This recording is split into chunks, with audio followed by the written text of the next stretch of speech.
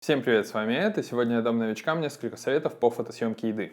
Сейчас мы начнем, а если вам интересна не только фотосъемка еды, но и предметная съемка, то подобные советы Александр Стебловский дал на своем канале. Мы решили с ним сделать небольшую коллаборацию и поделиться своим опытом в отношении наших приоритетных видов съемки. Ссылку на его видео я оставлю в описании, передавайте ему привет. И хоть я не раз уже говорил, что самое главное для меня в фотографии это свет в первую очередь, но начнем мы сегодня с оборудования, потому что именно выбор оборудования, его покупка, его нехватка останавливает многих людей от того, чтобы просто заниматься любимым делом. Совсем не обязательно вам покупать какую-то серьезную камеру, даже не обязательно зеркальную камеру, не обязательно свежая это должна быть камера, не обязательно к ней покупать супер какой-то крутой объектив, можно обойтись тем, что у вас уже есть. Если у вас есть начального уровня какая-то камера с ручными настройками, со сменными или даже не сменными объективами, в принципе, вы можете ее использовать. Да даже хороший современный смартфон позволит вам хорошо фотографировать еду, потому что еда не является чем-то особенно сложным для съемки в техническом плане. Но опять же, если у вас пленочная камера или у вас очень старый телефон, на котором вам не нравится, как работает камера, я советую обновиться. Если у вас нет возможности сейчас инвестировать деньги в то, чтобы купить то или иное оборудование, например, какую-то камеру свежую или бэушную камеру, то вы можете взять в аренду эту камеру у друзей. Я уверен, что у вас полно народу в друзьях, кто накупил себе дорогостоящее оборудование и ничего на него не снимает. Поэтому я сомневаюсь, что будет большая проблема попросить у них на несколько дней попрактиковаться. Если у вас начнет получаться и вам будет это нравиться, то вы сможете купить тогда какую-то собственную технику для того, чтобы больше и больше практиковаться. Второй совет касаемо именно оборудования у меня будет про использование штативов. Не обязательно использовать какой-то дорогой, высокий и удобный штатив для фотосъемки. Можно взять самый обыкновенный, вот такой вот штатив, китайский. Я, конечно, не очень рекомендую такой покупать новый, потому что он стоит примерно соразмерно с тем штативом, на котором у меня стоит сейчас камера. Но вы можете либо купить такой бэушный, потому что если у него ничего еще не отпало, то, скорее всего, он вам прослужит достаточно долго. Если вы хотите купить новый, у вас есть какой-то определенный на это дело бюджет, то подождите буквально недельку, я выпущу обзор того штатива, с которого сейчас снимает моя камера, и, возможно, он вам понравится, и вы его приобретете. Какие возможности для нас открывает штатив? Во-первых, сейчас зима, декабрь, и хоть день уже пошел на прирост, то есть самая длинная ночь в году прошла, слава богу, и сейчас день будет только прибывать, но все равно до сих пор сохраняется ужасная тенденция. Вот сейчас у меня примерно 5 часов вечера, я только что снял немножко би-ролла для того, чтобы показать вам, с какими настройками приходится снимать сейчас со светом от окна, которое находится прямо за этим фоном. 25 600. ISO у меня было 25 600. Просто вот сейчас вы увидите эти кадры, не переживайте. Что я могу сказать?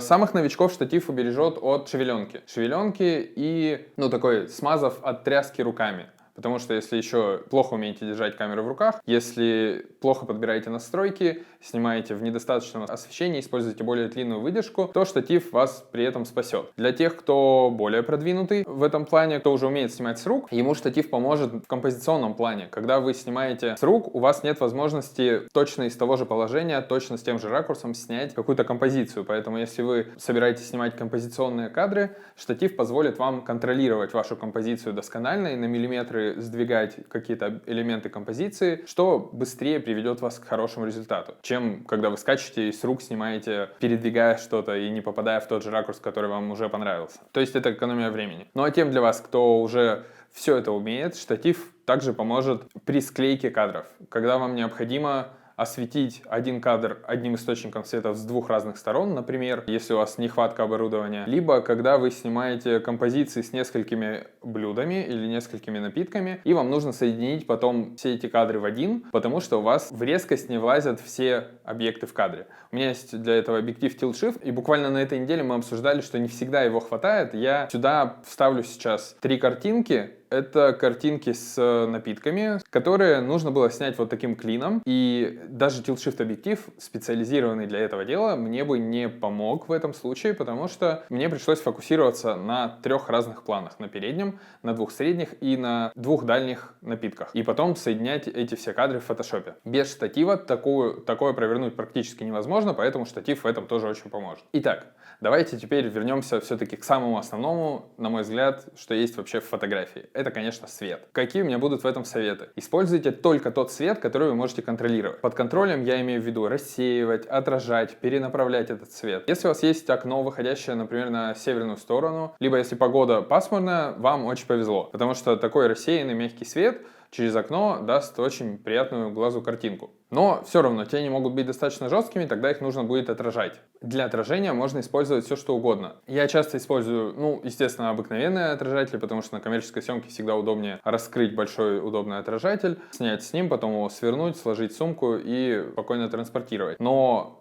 раньше, да и сейчас в студии я много использую потолочную плитку. Это такие листы пенопласта белого, абсолютно бесцветного, которые позволяют удобно отражать свет. Также я приобрел еще упаковку какого-то уплотнителя для пола, и он точно так же пенопластовый, просто размер его намного больше. Я планирую его нарезать на нужные мне куски и использовать так же, как и потолочную плитку. В принципе, подойдет любой листок бумаги, ватмана и так далее. Также хорошо подходит фольга, фольгированный картон, какие-то упаковки от рыбы люди предлагают использовать. Я очень много использую крышки для контейнеров на доставку. То есть в ресторане заказываете на доставку или на вынос какую-то еду, они в такой фольгированный контейнер убирают и сверху накрывают крышкой. Это картонка, и с одной стороны она белая, а с другой как раз фольга. Очень удобно, очень круто. Легко подобными прищепками держать эти отражатели. Все прекрасно. Еще про контролируемый свет я крайне не рекомендую снимать с потолочным освещением, потому что вы его, во-первых, не контролируете, во-вторых, там, скорее всего, не одна и не большая лампа.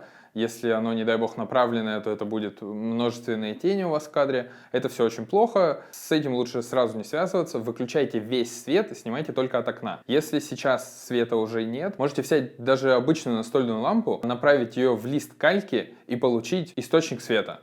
И если вы снимаете со штатива, вам этого хватит для того, чтобы снять какую-то небольшую композицию. Если же вы уже это все освоили и хорошо владеете доступными видами света, я думаю, что самое время для вас попробовать искусственный свет. Какие бывают типы искусственного света? Он делится на постоянный свет и на импульсный свет.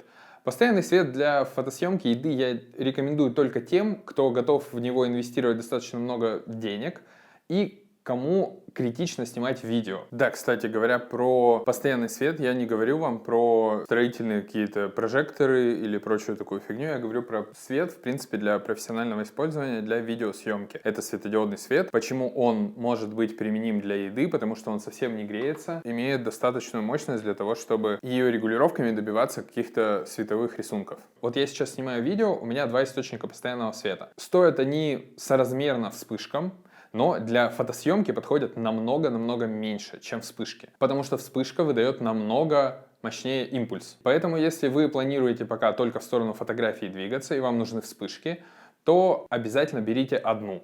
Первым искусственным источником света берите один. Даже если вы готовы взять 2, 3, 5, 7 и так далее, пользуйтесь одним. Вы можете купить несколько сразу, но начать пользоваться только одним. Почему? Потому что это быстрее даст вам понимание, как влияет свет на разные поверхности, на разные фактуры предметов, на разные блюда, как вы можете его рассеять, как вы можете его отразить, как вы можете его направить жестко. И потом, в дальнейшем, вам это будет все эти знания будут необходимы для того, чтобы строить цветовую схему с использованием нескольких источников света. Вот сейчас, например, как контровой я использую голую светодиодную панель с желтым теплым фильтром для того, чтобы отделить меня от фона. А на меня светит огромный параболический зонд полутораметровый, и в него также светодиодная панель светит. Также один из самых важных советов, который я могу дать вам по части света, это его направление. Никогда не направляйте свет со стороны камеры. Это убивает весь объем. Также к этому совету относятся такие советы, как не снимайте с накамерной вспышкой, не снимайте со встроенной в вашу камеру вспышкой и не снимайте, если вы снимаете на телефон, ни в коем случае не снимайте с подсветкой, потому что это все убивает объем. Вы только что увидели несколько кадров, которые вам эти мои слова доказывают. Лучше всего снимать в контровом свете, либо в боковом, либо в заднем боковом. Моя самая любимая схема света включает в себя основной источник, который находится на 3 часа. То есть он светит, я стою здесь, на столе у меня блюдо, а источник стоит там. И я со своей стороны фотографирую. То есть от меня, от камеры блюдо на 12 часов, а источник на 3. Ну, какую-нибудь схему я вам сейчас покажу.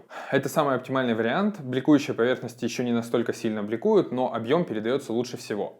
Хотя в таком случае у вас передняя часть блюда очень сильно будет затемнена. И тут уже в ход вступают наши отражатели, о которых мы только что поговорили. Применяйте обязательно их. В зависимости от того, насколько вы хотите контрастную яркую картинку, применяйте фольгу или серебристый отражатель. А если вы хотите более мягкий отраженный свет, то применяйте белые поверхности. Бумагу, пенопласт — это уже не важно. В качестве рассеивателя для вспышки, если мы с вами договорились уже, что я советую вам вспышку, я советую вам не Speedlight, не на камерную вспышку, а именно моноблок вспышку. В описании я добавлю ссылку на все оборудование, которое я советую для покупки. Вы сможете там разобраться, там ссылки на eBay, и можете заказать по очень низким ценам себе оборудование. Если что, можете писать мне в комментарии, либо в личку в любых удобных вам соцсетях. Я вам что-нибудь подскажу по выбору. Итак, вы выбрали вспышку. Какой же вам выбрать модификатор света? Это такие штуки, которые надеваются на вспышку с помощью специального крепления, называемого байонет, так же, как и объективы на камеру крепятся через байонет. И вам нужно определиться, какой же модификатор света вам нужен в первую очередь. Я советую всегда покупать большой софтбокс. Чем больше софтбокс, тем больше он прощает. Тем мягче свет, и тем больше он похож на наш свет из окна. Если вы уже достаточно давно снимаете от окна с естественным освещением, то софтбокс большой вам позволит очень быстро и легко перейти